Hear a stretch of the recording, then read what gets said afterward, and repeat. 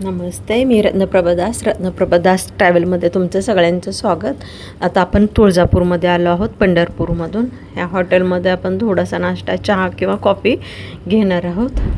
मग त्यासाठी आम्ही जरा पंढरपूरवरनं शिखरशिंगणापूरला सकाळी नाश्ता केलेला, त्याच्यानंतर आत्ताच आम्ही थांबत आहोत नाश्त्यासाठी. 4-4:30 झालेले आहेत दुपारचे. आणि मग काय सांगायचं, काय खायचं मूड पण नव्हता खरं तर. खायचं दर्शन कधी होईल असं झालं होतं किंवा मंदिर बंद होईल म्हणून. आम्ही नुसतं म्हणजे कॉफी वगैरे कॉफी घ्यायचा का चहा घ्यायचा का नाश्ता करायचा चाललं होतं, पण परत जेवण गेलं नसतं. त्यामुळं आम्ही नुसतं कॉफीच घेतली विरानी ते. आणि त्याच्यानंतर मग आम्ही तुळजापूरच्या अगोदर हॉटेल लागलं होतं. तुळजापूरमध्ये आम्ही निघालो. हा छत्रपती शिवाजी महाराज चौक आहे तुळजापूरमधला. आणि मग आम्ही आता पार्किंग शोधत पार्किंगचंच खरं तर आता प्रत्येक ठिकाणी असं प्रॉब्लेम यायला लागला आहे. खूप गर्दी होत असते ना, त्याच्यामुळं पार्किंग पंढरपूरमध्ये तुळजापूरमध्ये आता पार्किंग मिळायची खूप मुश्किल झाली. आणि पार्किंग शोधत आम्ही पुढं जात होतो. हे ST स्टँड आहे तुळजापूरचं. आणि मग तिथून पुढे आम्ही पार्किंग शोधायला गेलो. एका ठिकाणी लागली, रणजित मागून यायला लागला. आम्ही तोपर्यंत पुढं आलो इथं मंदिराकडे. आणि मंदिराकडे येऊन आम्ही प्रसाद वगैरे घेतला. आणि मग आम्ही इथं थांबलो होतो, रणजितची वाट पाहत थांबलो होतो. कारण पार्किंग करायला खूप टाईम लागला रणजितला, त्याच्यामुळं आम्ही येऊन थांबलो होतो. एका साईडला मी, विरा आणि विराचे पप्पा. मग आता रणजितची वाट पाहत आम्ही इथं थांबलो. आता तो पार्किंग करून आला की मग आम्ही परत आतमध्ये मंदिरामध्ये गेलो. इथे मंदिरामध्ये गेलो.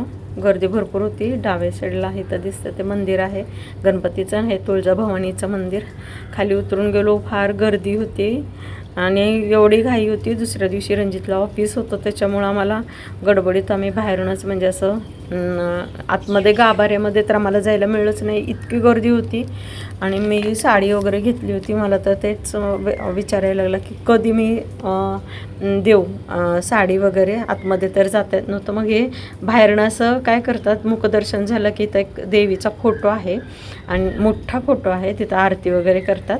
आणि मग नंतर तिथनंच मग प्रसाद वगैरे घेऊन निघालो मग आम्ही. आणि मग इथून हे 3-4 रोड आहेत, तर 3-4 रोडवरती असे दुकानं वगैरे आहेत. मला काही जास्त व्हिडिओ करता आला नाही माझं, कारण बाहेरनंच दर्शन घेतलं त्यामुळे मूड नव्हता.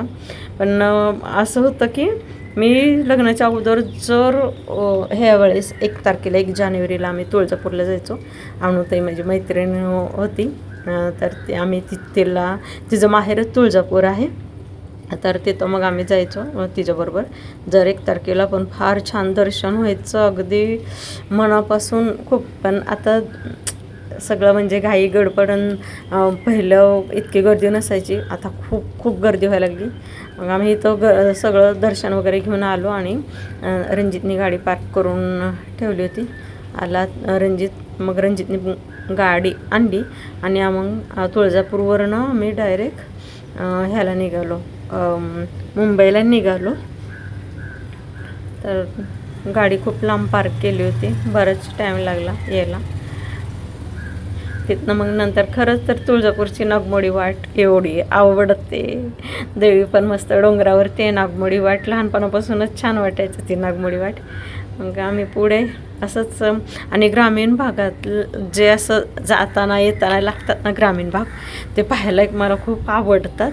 त्यांचे आपले छोटे छोटे घरं पण, त्यात पण लोक किती समाधानी आणि छान असतात.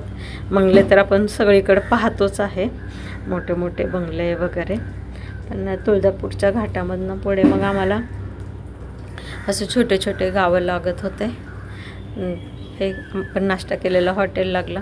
आणि त्याच्यानंतर मग जे गावं लागत होते ना, ते मग असं बघायला खूप छान वाटतं. छोटे छोटे दुकानं, छोटे छोटे गावामध्ये बसलेले लोक. असं मुंबईमध्ये तर कोण निवांत आरामात बसलेले दिसतच नाही आहेत. असे हे किती रिलॅक्स वाटतात हे बघायला.